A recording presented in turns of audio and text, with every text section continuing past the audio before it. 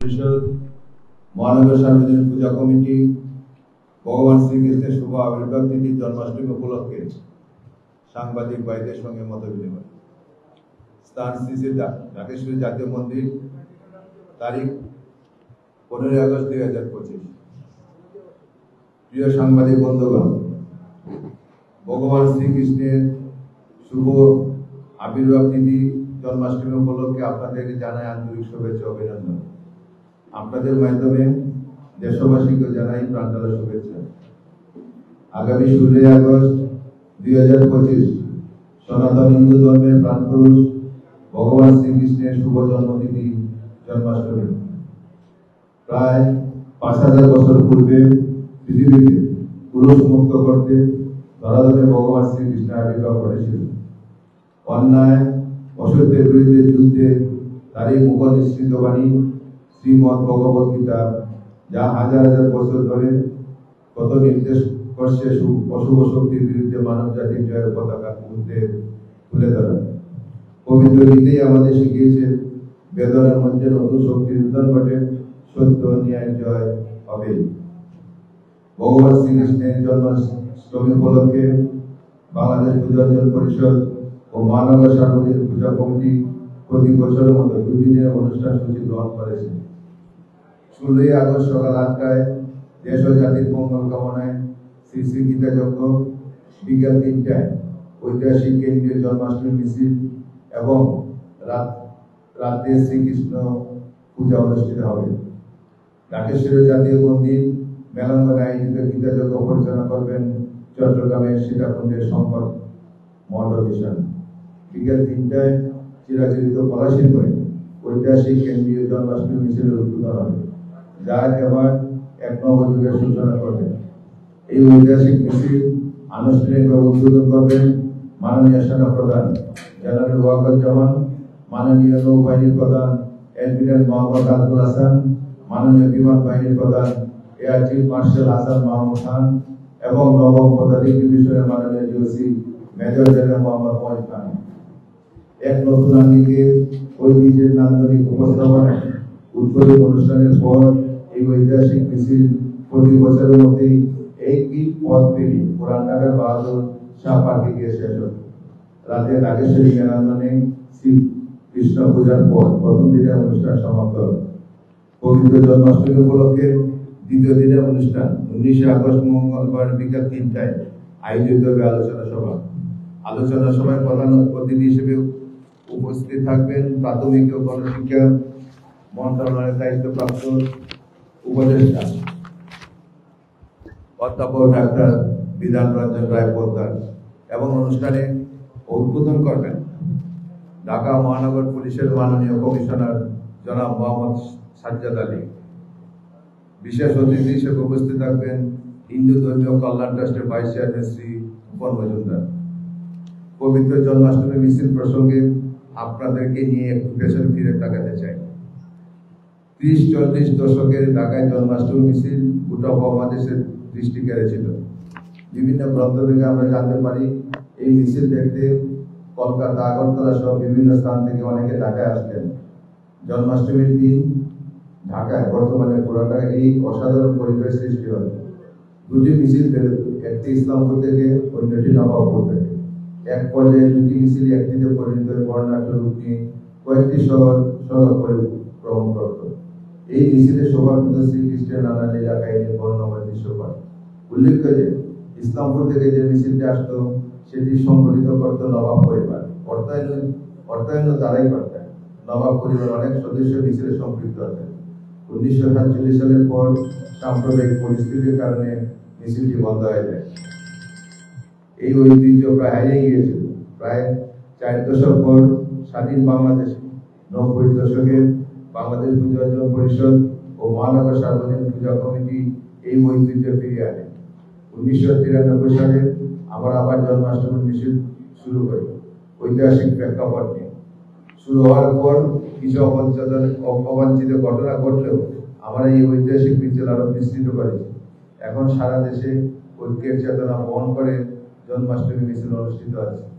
ঢাকায় কেন্দ্রীয় জন্মাষ্টমী মিছিলে উপস্থিত প্রতি বছরই বাড়ছে। রাজধানীর প্রতিটি মন্দির, সংগঠন মিছিলে অংশগ্রহণ করছে নানা দৃশ্যপট নিয়ে ধর্মীয় আঙ্গিক বজায় রেখে। এই ঐতিহাসিক জন্মাষ্টমী মিছিল সার্বজনীনতা ও সম অধিকারের চেতনার বিকাশে গুরুত্বপূর্ণ ভূমিকা রাখছে।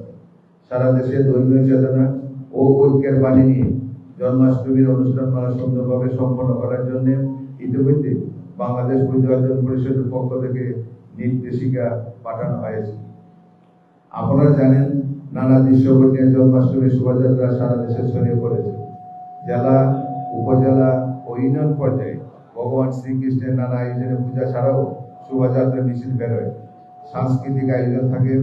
আমরা পূজা ছাড়াও মিছিলে ধর্মীয় ভাবপ্রবৃত্তি, সৌন্দর্য রক্ষা ও নিরাপত্তার স্বার্থে নানা পদক্ষেপ নিয়েছি এবং সারা দেশে এইসব পদক্ষেপ অনুসরণের আহ্বান জানিয়েছি। যেমন আমরা বলেছি, জন্মাষ্টমীর দিন সকালে যারা শোভাযাত্রা বের করবেন তাদের দুপুর 12টার মধ্যে শেষ করতে হবে, আর বিকালে যারা আয়োজন করবেন তাদের 3টার পর বের করতে হবে এবং সন্ধ্যার আগে শেষ করতে হবে। এছাড়া সাম্প্রতিক সময়ে দেশে বিরাজমান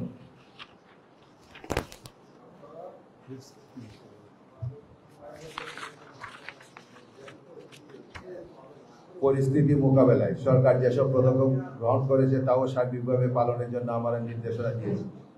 জন্মাষ্টমীর অনুষ্ঠানমালায় রাজধানী ঢাকা সহ সারা দেশের নিরাপত্তার ব্যাপারে পুলিশের উচ্চ পর্যায়ের আলোচনা হয়েছে। আমরা বিভিন্ন সমস্যা তুলে ধরেছি।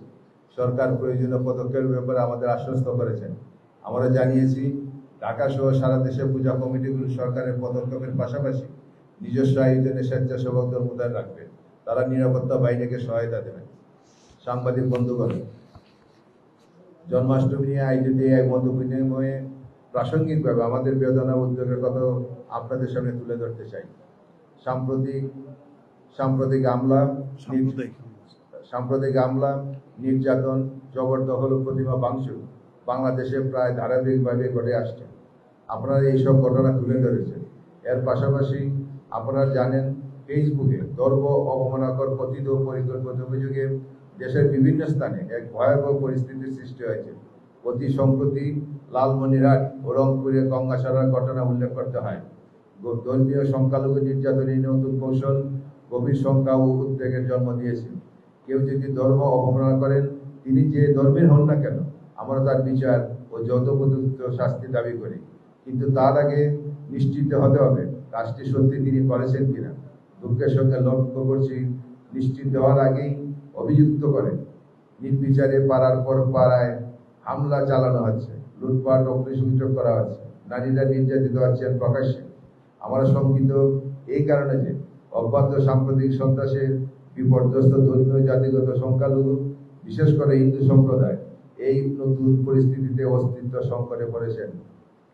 এই যখন অবস্থা, তখন আমাদের হৃদয় রক্ষক করার নিশ্চয়ই আপনারা অনুধাবন করতে পারেন। ঘটনাবলীর পূর্ববর্ণ তুলে ধরে জন্মাষ্টমীর মতো বিনিময়কে ভারাক্রান্ত করতে চাই না। আমরা শুধু যা ঘটছে পরিস্থিতির একটা সাধারণ ধারণা আপনাদের সামনে আনতে চেয়েছি।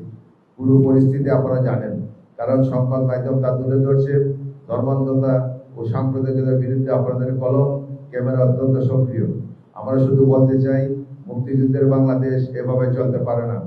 গত বছর জুলাই আন্দোলনের মাধ্যমে যে বৈষম্যহীন রাষ্ট্র ও সমাজ প্রতিষ্ঠার প্রত্যয় ঘোষিত হয়েছে, বিরাজিত পরিস্থিতি তার ধারণে ব্যর্থ হয়েছে। আমাদের মাননীয় প্রধান উপদেষ্টা শান্তিতে নোবেলজয়ী অধ্যাপক ডক্টর মোহাম্মদ ইউনূস সাহেব গত বছর 8ই আগস্ট দায়িত্ব গ্রহণের অব্যাহতির পর ঢাকেশ্বরী জাতীয় মন্দিরে এসেছিলেন। তিনি ঘোষণা করেছিলেন তিনি বাংলাদেশকে এক পরিবার হিসেবে দেখতে চান। আমরা এই ঘোষণায় নতুন বাংলাদেশ স্বপ্ন দেখতে পাই। কিন্তু পরবর্তী সময়ে সংস্কারের লক্ষ্যে গঠিত প্রায় 1 ডজন কমিশনের মধ্যে দুটিতে মাত্র 2 জন সংখ্যালঘু সদস্য অন্তর্ভুক্ত হয়েছেন। সংবিধান সংস্কার সহ গুরুত্বপূর্ণ কমিশনে গুলোতে আমাদের কোনো অবস্থান নেই। আমাদের কথা শুনতে চাওয়া হয়নি।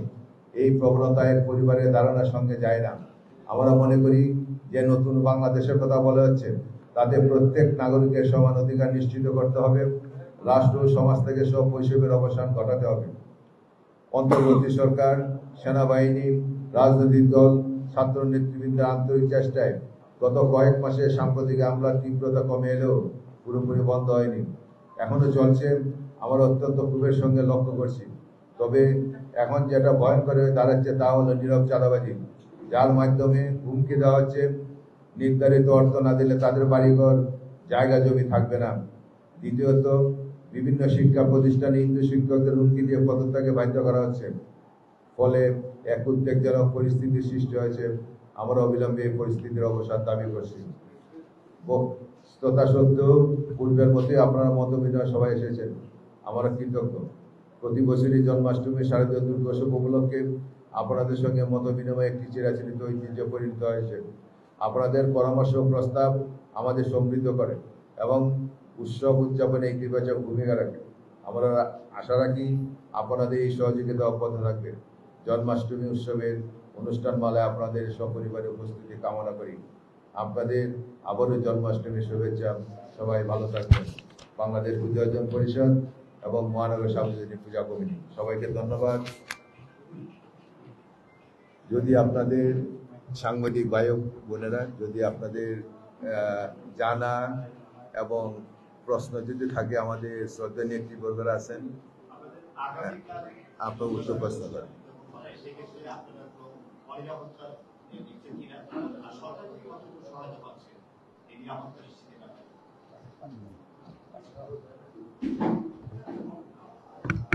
ধন্যবাদ সাংবাদিক বন্ধু।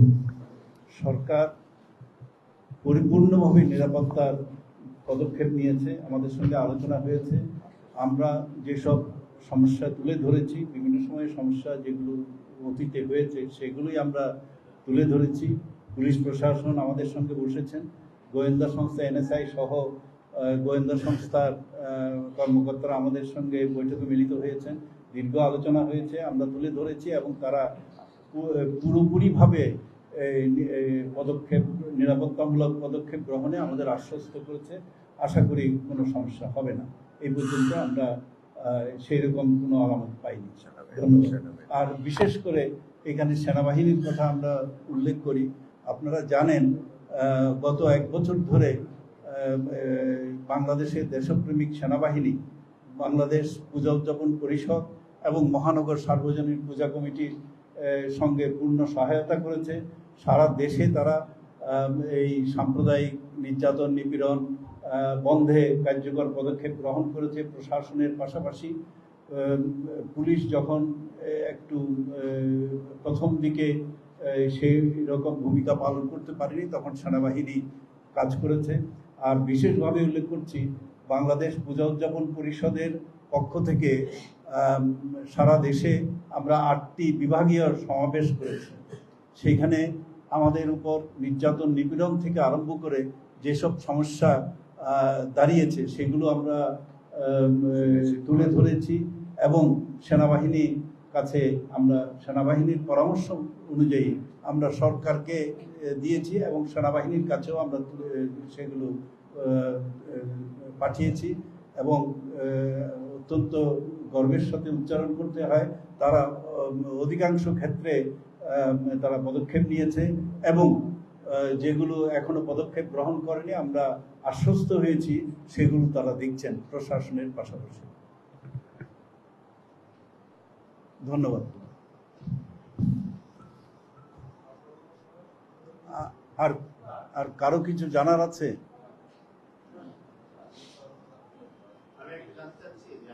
আপনি কোন পত্রিকা?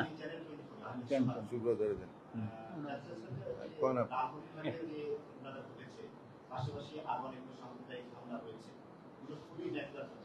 আপনি এই ক্ষেত্রে আইনি পদক্ষেপ কতটুকু নিয়েছেন এবং এই ফিডব্যাকের কতটুকু পেয়েছেন?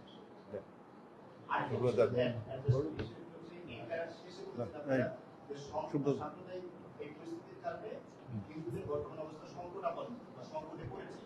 ঠিক একই রকম ভাবে ভারতেও বলতেছে যে হিন্দু খাদ্রে মেয়ে, সেটা কোথায় হিন্দুরা নিরাপদ? ভারতের খাদ্রে মেয়ে বা এখানের খাদ্রে মেয়ে নিরাপত্তা।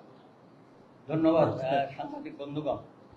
আসলে খুবই সেন্সিটিভ একটা ইস্যু নিয়ে আপনি উপস্থাপন করেছেন। গত 12 মাসের যদি খতিয়ান আমরা আপনাদের সামনে উপস্থাপন করি, সনাতনী সমাজ, বিশেষত ধর্মীয় সংখ্যালঘু সম্প্রদায়, পাহাড়ি উপজাতি গোষ্ঠী সহ সমতল বলেন আর পার্বত্য অঞ্চলের পাহাড়িরা বলেন, আমরা কিন্তু প্রত্যেক দিনে আমাদের জীবনাচার হুমকির সম্মুখীন। আমরা নিরাপত্তাহীনতায় ভুগছি। আমাদের পরিবার পরিজন নিয়ে আমাদের ব্যবসা বাণিজ্য স্বাভাবিক জীবনযাপনে নানানভাবে আমাদের বাধাগ্রস্ত করা। এর বাইরে আমাদের নারীরা যখন রাস্তাঘাটে বের হয় এবং যখন তারা সনাতনী আমাদের যে সামাজিক যে পোশাক পরিচ্ছদ আমার মেয়েরা গ্রহণ করে, তাদেরকেও নানানভাবে কটূক্তি করা হচ্ছে এবং সেগুলো প্রতিবাদ করলে আরো অনেক ধরনের ঘটনা ঘটে। তো এই যখন অবস্থা, আমরা এই যে হীনমন্যতায় ভুগছি, এখান থেকে আমরা বের হতে চাই। বর্তমান সরকারের 12 মাস গেছে, আরো হয়তো 6 মাস বা 8 মাস তারা থাকবেন। আমরা আশা করব এই পরিস্থিতির উন্নতি হবে। আমরা যেন বুক ফুলিয়ে বলতে পারি, নতুন বাংলাদেশে আমরা যে আমাদের স্বপ্ন এবং আমাদের আকাঙ্ক্ষা, যে বাংলাদেশ আমরা চেয়েছিলাম 1971-এর মহান মুক্তিযুদ্ধের মধ্য দিয়ে 36 জুলাই গণ অভ্যুত্থানের পর আমরা যে আশাবাদী হয়েছি, সেই স্বপ্নটা যেন আমরা বাস্তবায়িত করতে পারি। এইটাই এখন আমাদের প্রশাসন বলেন, আইন শৃঙ্খলা বাহিনী বলেন, সমস্ত রাজনৈতিক দলগুলোর সাথে আমরা আবেদন জানাবো। পাশাপাশি যে সাম্প্রদায়িক গোষ্ঠী এখানে নানানভাবে তারা লম্বজম্ব করে এবং নানানভাবে তারা কটূক্তি করে, নানানভাবে রাস্তাঘাটে হয়রানি করে, এগুলো আমরা দেখতে পাচ্ছি। আরো দুর্ভাগ্যের বিষয়, অতীতে কিছু ঘটনা ঘটেছিল হত্যাকাণ্ডে এবং সেগুলো মামলা মোকদ্দমা একটু নিষ্পত্তি হয়নি। রামু থেকে শুরু করে শেষ পর্যন্ত গঙ্গাচড়া, প্রতিনিয়ত যে ঘটনাগুলো ঘটেছে, বিগত সরকার যে কর্মকাণ্ড করেছে, বিচারহীনতার অপসংস্কৃতি চালু করেছিল, সেখান থেকে আমরা এখনো মুক্তি পাই নাই। আমরা চাইব সমস্ত ঘটনাগুলোর বিচার হবে, সুষ্ঠু তদন্ত হবে, কাউকে যেন ছাড় দেওয়া না হয়। আমরা দেখতে পাচ্ছি অনেক স্বীকৃত আসামি তাদেরকে জামিনে মুক্তি দেওয়া হচ্ছে। এটা অবিশ্বাস্য। যাদেরকে আমরা জানি এবং আমরা দেখেছি বিভিন্ন কর্মকাণ্ডে সম্পৃক্ত ছিল এই সাম্প্রদায়িক হামলাতে, তারা যদি জামিনে মুক্তি পেয়ে আবার এই ধরনের কর্মকাণ্ড শুরু করে, তাহলে আমাদের অবস্থাটা কোথায় গিয়ে দাঁড়ায়। সুতরাং আজকের এই দিনে শুভ জন্মাষ্টমীর প্রাক্কালে আমরা আশাবাদী হতে চাই যে আগামী দিনে এই সরকার আমাদেরকে সম্পূর্ণ নিশ্চয়তা দেবে, শান্তিপূর্ণ পরিবেশে সমমর্যাদা নিয়ে সহাবস্থানে বাংলাদেশে আমরা বেঁচে থাকতে চাই। এটাই হলো আমাদের আকাঙ্ক্ষা এই সরকারের কাছে। ধন্যবাদ। আর আছে কারো প্রশ্ন আছে? শেষ করবো? আরেকটা আপনি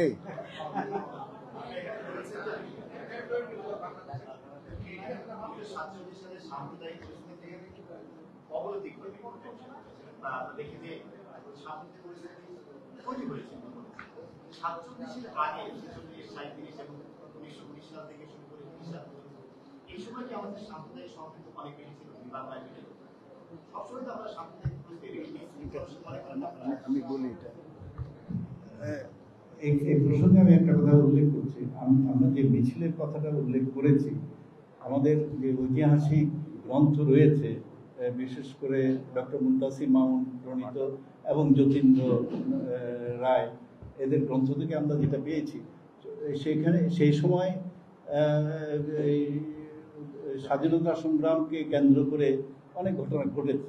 কিছু কিছু সাম্প্রদায়িক গোষ্ঠী তৎপর হয়েছে এটাকে বানচাল করার জন্য, কিন্তু 47-এর পরে বন্ধ হওয়ার প্রধান কারণ ঐতিহাসিক গ্রন্থ থেকে যেটা আমরা পাই, সেটা হচ্ছে ওই দেশভাগের কারণে অনেকে চলে গেছে, হামলা হচ্ছে। এই সময় স্বাভাবিক কারণে এই ধরনের মিছিল অনুষ্ঠানে আয়োজকরা নিশ্চিন্ত বোধ করতে পারেননি বলেই সম্ভবত এই সময় বন্ধ হয়ে যায়, 50-এ বন্ধ হয়ে যায়। আর আপনারা জানেন 47-এর পরে কয়েক বছর ধরে তো ব্যাপক রাইট হয়েছে, সেই কারণে বন্ধ হয়ে যায়। আমরা সেটা ফিরিয়ে এনেছি। আর কিছু আছে?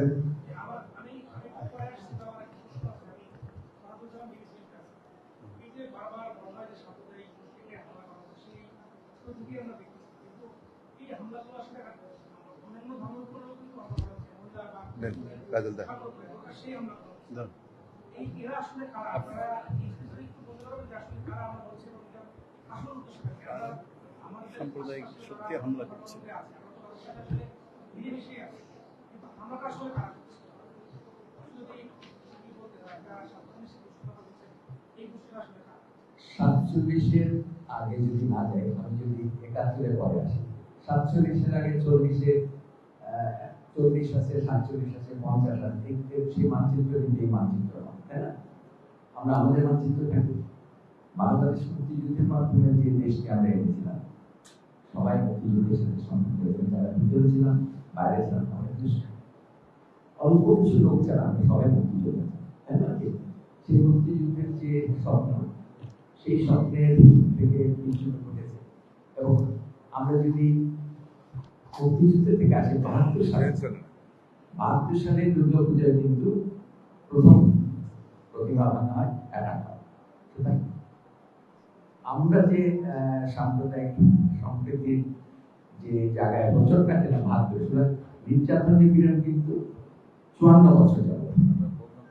এটি আমি বলতে চাই 54 বছর, এবং এই 54 বছরে আপনি যদি আপনারা সাংবাদিক আছেন, যদি 54 বছর 72 সাল থেকে এই রংপুর পর্যন্ত যান, রংপুরের ঘটনার আগে কিন্তু 12 সাল থেকে নতুন একটি আলামত আসলো,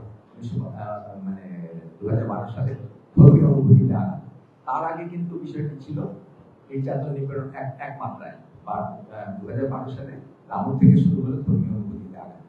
এবং আমি কিছু নিয়ে 72 থেকে যদি আসেন, তারপরে 12 সালে ধর্মীয় অনুভূতির দুটি মত, আপনার যদি দেখেন প্রত্যেকটা, আমি দুঃখের সাথে বলি, একই ঘটনা, একই বয়ান, সরকারের বয়ান এক, সে যেই সরকারের থাকুক, রাষ্ট্রের বয়ান এক, আমরা দুষ্টমি করে বলি চিত্রনাট্য এক, সংলাপ এক, শুধু প্রডিউসার বলেন। আমি বুঝাই আপনার প্রশ্নের উত্তরটা দিয়েছি, আবারও বলছি, চিত্রনাট্য এক, সংলাপ এক, প্রডিউসার বলেন। সেটি চলমান ছিল, আছে, আমরা সেখান থেকে বেরোচ্ছি। সবাই আচ্ছা, আর কেউ আছেন? উপস্থিত সাংবাদিক ভাইয়েরা এবং বোনেরা, আসলে আমাদের ভগবান শ্রীকৃষ্ণের বাণী একটাই, দুষ্টের দমন এবং শিষ্টের পালন।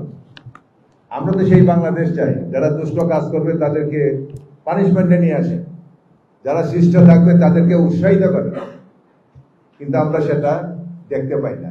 এই জন্যই আমাদের সম্প্রদায়ের মধ্যে একটা অস্থিরতা। সুতরাং আজকে যেসব সাংবাদিক ভাই বোনেরা উপস্থিত আছেন, আপনার জাতির বিবেক, এবং আমরা বিশ্বাস করি এই বাংলাদেশ সামনের দিকে এগোবে। আমরা 1947 সালের আগে এই হিন্দু সম্প্রদায় 32% ছিলাম, আর এই বর্তমানে শেষ আদমশুমারিতে 8.something। সুতরাং আপনারা বুঝতে পারেন, সাংবাদিক ভাইরা সবকিছু বুঝেন, আর বলার নাই। আমরা বিশ্বাস করি দুষ্টের দমন হবে, শিষ্টের পালন হবে, বাংলাদেশ এগিয়ে যাবে। সবাইকে ধন্যবাদ মহানগর সামাজিক পূজা কমিটির পক্ষ থেকে এবং বাংলাদেশ পূজা কমিটির পক্ষ থেকে। আপনাদের জন্য কিছু আপ্যায়নের ব্যবস্থা আছে, সবাই নেবেন, নিজের মনে করেন। সবাইকে